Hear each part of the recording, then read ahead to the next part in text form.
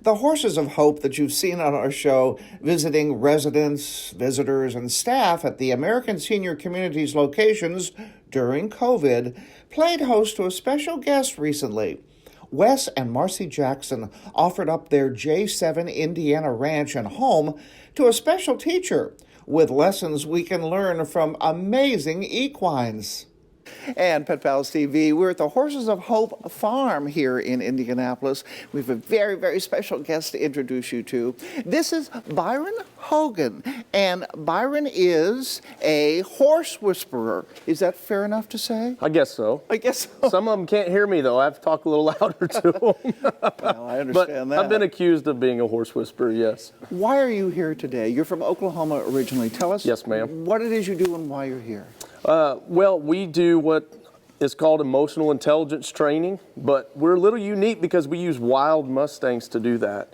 And I'm in Indiana because I'm just so blessed to know a family up here, and they were so kind, the Horses of Hope family, to bring us in and allow us to bring this to friends, families, business teams, and it's just been wonderful so far. Wes and Marcy Jackson are wonderful people. We've worked with them before, and what they do is amazing. But again, you alluded to the fact your horses are different. These are wild horses. When you're responding to a horse, wild and tame horses, whole different ballgame, right? Oh, absolutely. Okay. So, wild Mustangs compared to domesticated horses have no skill sets. They've experienced some trauma. They're in fight or flight mode the whole time. And so they lack some emotional intelligence. They react to things differently than a normal horse would.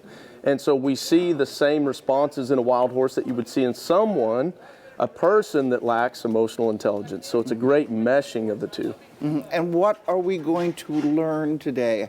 How to respond, how to elevate ourselves, how to see the world differently, all those things? Oh, absolutely. So emotional intelligence is the #1 factor in success. You know, if you want to develop something to secure your success in life, it'd be emotional intelligence. So you're going to learn what it is. You're going to learn why we don't have it, why a lot of us aren't born with it. Yeah. You're going to learn the neuroscience behind it, right? Because I got to use neuroscience so I look like a smart cowboy instead of a dumb cowboy, right?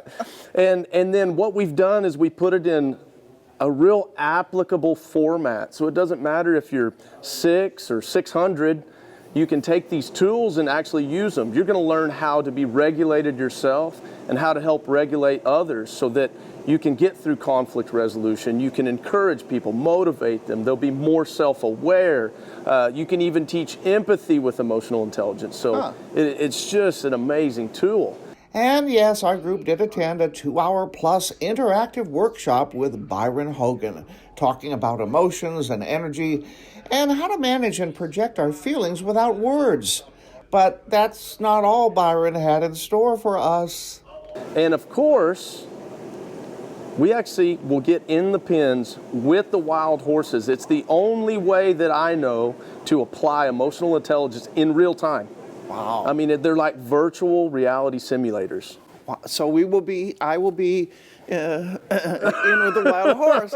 That's great. I'm so excited. But I do know with most animals, first off, you don't go after them. Oh, you don't stare not. at them. You let them come to you. Sure. Am I right? For this like deal, the cats did here? We'll use some pressure and release because these horses are so scared out of their mind they can't even think. And so what we do is we use some pressure and release, and we actually help them develop the ability to think through skills so that they're not in a fear mode all the time.